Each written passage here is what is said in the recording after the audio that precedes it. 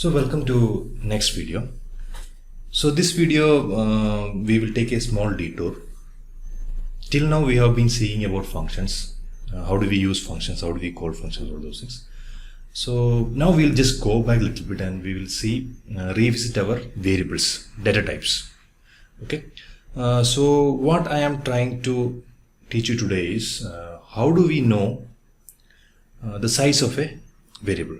So basically, if you declare any data type, how much actual memory space is occupied by that data type. Okay, so the objective is to learn about a new operator called size of operator. Size of. So this will give space occupied by variables. So we'll just revise what are the variables we have seen. We will also learn some few new variables in this class. So till now we know float. Okay, so float is identified by %f, right? We know double. So it is identified by %lf, right? So apart from this, we also have what is known as long double. So long double will store a higher amount of data than a double. Okay, the identifier for that is %F. Okay, so this is my identifiers.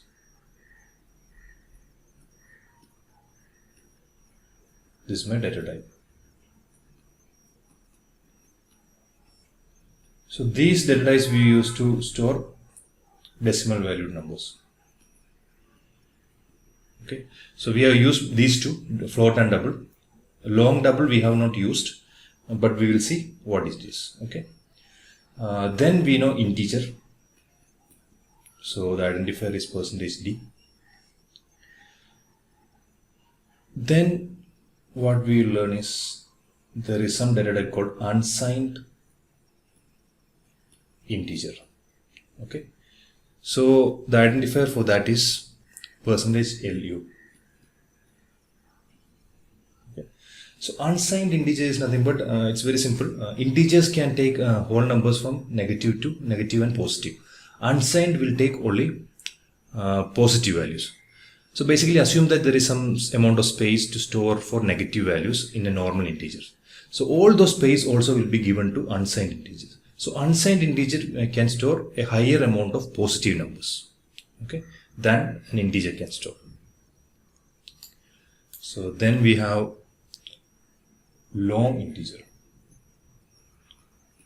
Long integer. So it's similar to long double. It is a integer data type, but it can store higher numbers. So long integer, it is %d again. Okay. We have unsigned in this also. Unsigned long integer. So for that we have to use %lu. %lu. Okay. So again, this can store both positive and negative values. This can store only positive values. Okay. Then again we have. So I think I will write here. Long integer. So it is supposed to store even more numbers than long integer. Okay.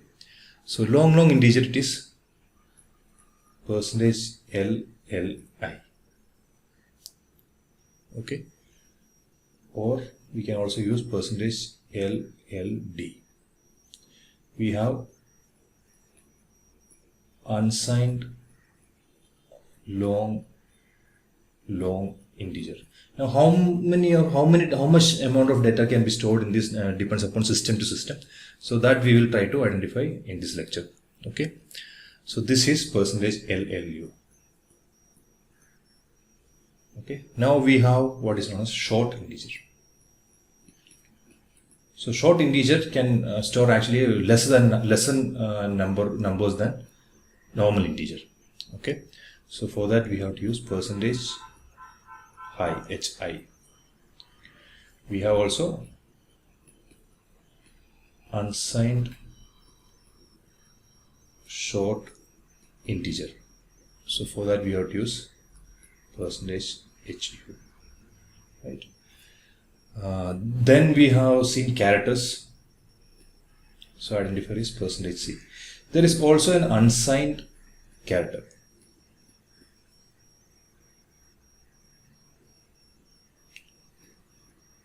For that, the same identifier we can use. So characters, we have seen C actually stores all characters A, B, C, all those things as numbers known as ASCII numbers. So again, characters also can be used to store integers. So basically they are nothing but storing numbers. So in that sense, if you see, it will store non-negative numbers. Okay. But then this clear difference you should understand. These are actually storing numbers, but actually they'll be displayed as symbols like ABC, all the alphabets and okay. We'll use ASCII for that. So if you are confused about ASCII, go refer back to your ASCII video. So what we will see is we will try to declare a variable of each of these types, and we will see how much space does those occupy in our memory. Okay. So this to save time I have already done that. So this is, I have declared characters here, character C, unsigned character UC. So basically I have given the variable name similar to the data type. UC is for unsigned character. Float F, double D, long double LD, int I, unsigned int UI, long int Li, unsigned long int ULI, long int LLI, unsigned long int, unsigned long int ULLI, short int, unsigned short int. So all these variables I have already declared. So here is how I used the size of operator. So basically size of operator as an operator, we have to it is just like a function. You have to pass the integer, the variable. So it can be the name of the variable or it can be the data type. You can actually give the data type double int, or you can actually give the variable name also. Any of this you pass into this size of operator, it will give you the size of the that data type, right? So for example, here I am writing this, the size of float is F. I can also write here float. So both are valid. Okay. The size of double is, I can write double here, or whatever double I have here, it is D. I can also pass D. So both will give me same size. So we'll just run this. So before that, what I'll do is I'll just comment all this.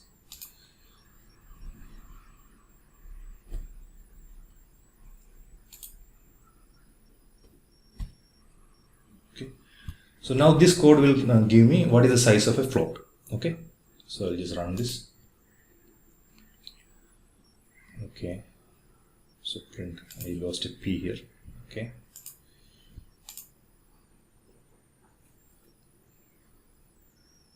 So size of float is 4. So this 4 is nothing but 4 bytes of information. Okay. 4 bytes of information. Now if I give here instead of float, so my float is actually float F. I can also give F. So that also will give me same result.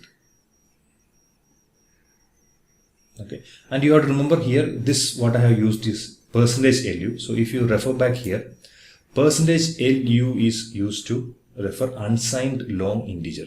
The reason for that is this function or this operator will return an unsigned int value. Okay. Now if you are confused, you just have to give %D here. Then the system will give you a warning.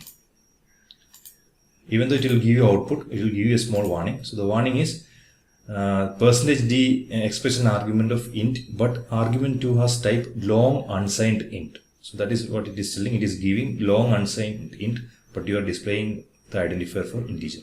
Okay. So for long unsigned int, it is %LU. Okay. So now I will remove the comments.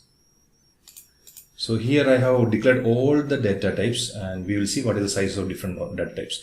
Now what you have to remember is this thing, or the size allocated to each data type will be different in different systems, different architecture of systems. Okay. So if you are running on a mobile phone, it may be different. I am running this is actually running on web server, online GDB, so it may be different than my system.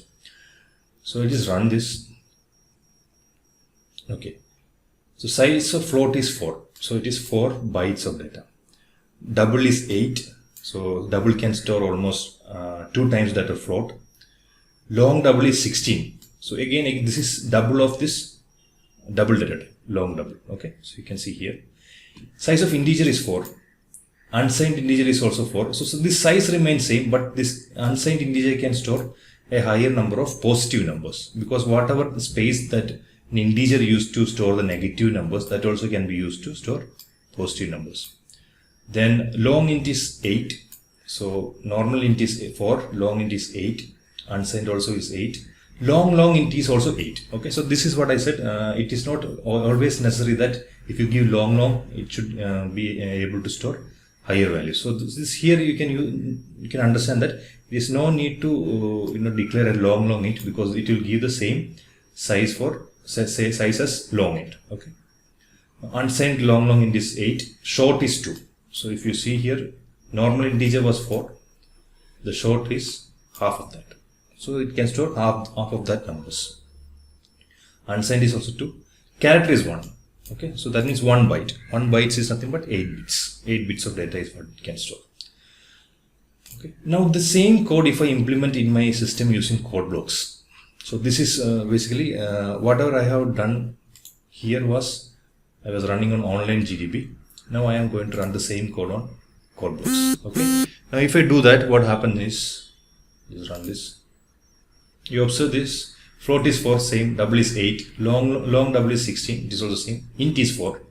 Long int is also 4. Okay, so there is a difference here. If you see in the web-based compiler, long int was of 8 bytes, but in my PC it is 4 bytes. Okay, long int is however 8 bytes. So in this PC, if I want to store a larger number, I have to use long integer. And if I am writing the code in this website running in this web server, I have to use only long integer. In my PC I have to use long integer. Okay, so here only we can see there is a difference between systems, but more or less the standard data types, the sizes remain same in 90% of the systems. All this long only there will be some changes. Okay. So I hope this is clear to you. We will take this information to study further and understand how actually C stores information in memory and how can we manipulate those. Okay, so I hope this is clear to you. We will see in the next video.